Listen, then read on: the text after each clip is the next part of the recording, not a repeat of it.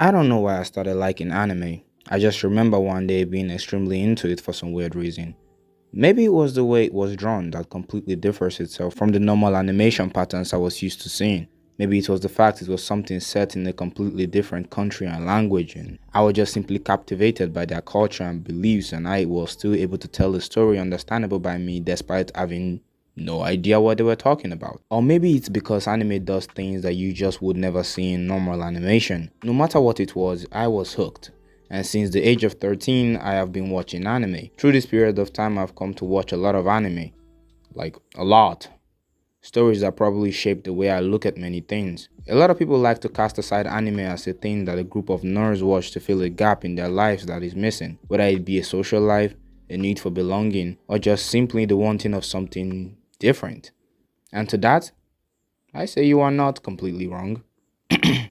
Anime is the epitome of creativity. It gives people an outlet into stories that can't be told elsewhere, characters that can't be seen elsewhere, lessons that can't simply be taught elsewhere. It's a medium of entertainment that I guarantee you if you give it a try you will get hooked. There are an uncountable amount of anime out there that I've watched, but there are some I personally hold very close to my heart, and one of those animes is ReZero. ReZero is all about a young man named Subaru who got sent into a different world. He then gains the power to redo significant moments in his life over and over again until he follows the right path. Immediately, vivid anime watchers already know something. It's isekai.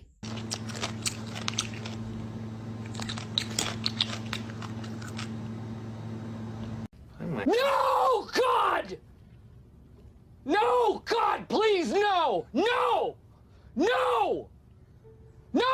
I hate isekai. Not because I want to hate it, but almost anyone who watches anime would agree with me that it is the most overused plot in the entirety of anime. Even worse than the dead parent trope. It's always mostly about a guy who dies by being probably hit by a car and gets transported into a different world where he has powers and has to achieve a certain goal with said power, with probably a group of girls. It is the average writer's go-to when they run out of ideas and are being asked to create something new from scratch. It is unimaginative, overused, and completely dry of any creative input. Amidst the many iterations of isekai, some come along and add just a bit of creative input that makes you forget that it's isekai, whether that be comedy or imaginative storytelling. And this is the bracket that ReZero falls under, taking a concept that has been done hundreds of times and adding just one thing that differs it from the entirety of its genre, and what comes out in the process is a masterpiece.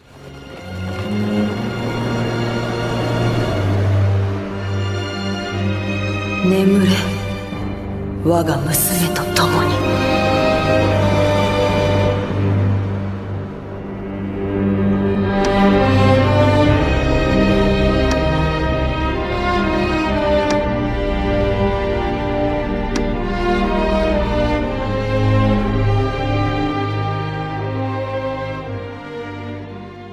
The Mona Lisa, The Last Supper, Messi's performance at the Qatar World Cup. These are all things that can be considered as masterpieces. I know the word masterpiece gets thrown around every day by people who feel strongly about any form of art, and thereby making the status of the word completely meaningless. But there comes that one medium of art that rolls around every couple of years that makes everyone agree that, yes, that is an absolute masterpiece.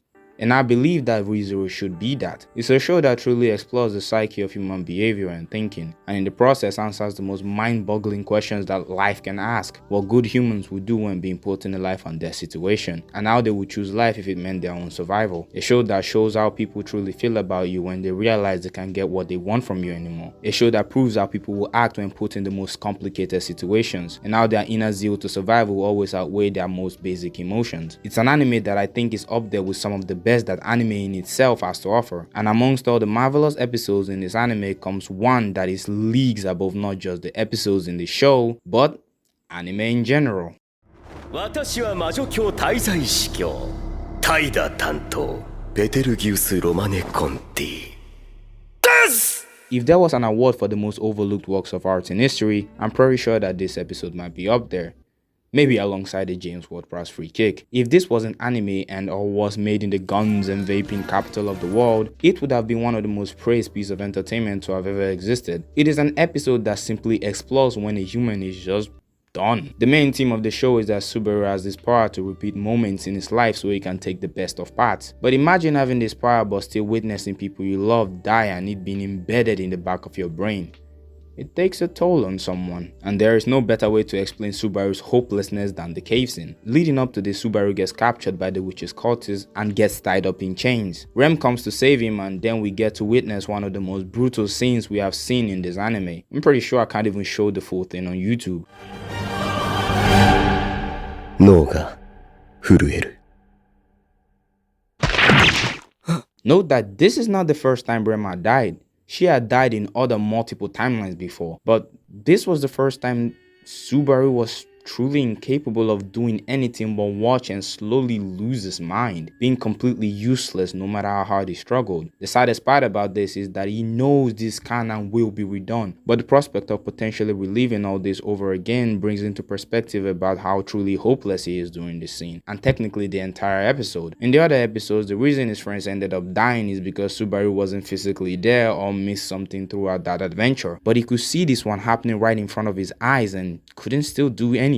He keeps constantly losing the people closest to him over and over again, knowing that no matter how hard he works, in the end, it may just be completely useless. Hopelessness may have been the perfect way to sum up this episode, but...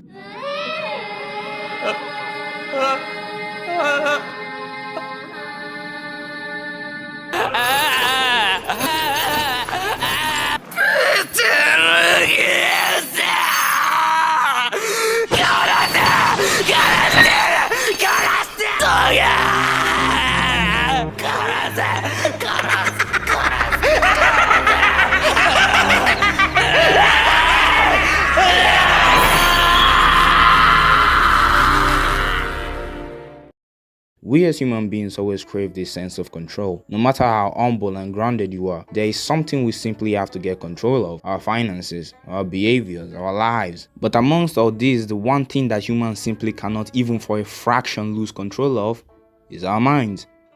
And here's the funny thing about the human mind. No matter how much you think you can control yourself, it only takes a simple shift to completely obscure the way we look at anything. So imagine losing everyone you have come to love over and over and over and over again, and still having to relive it over and over and over and over again. No matter how many times you can relive said lives, there would come a time when you finally break and lose it completely. And that's what this episode is.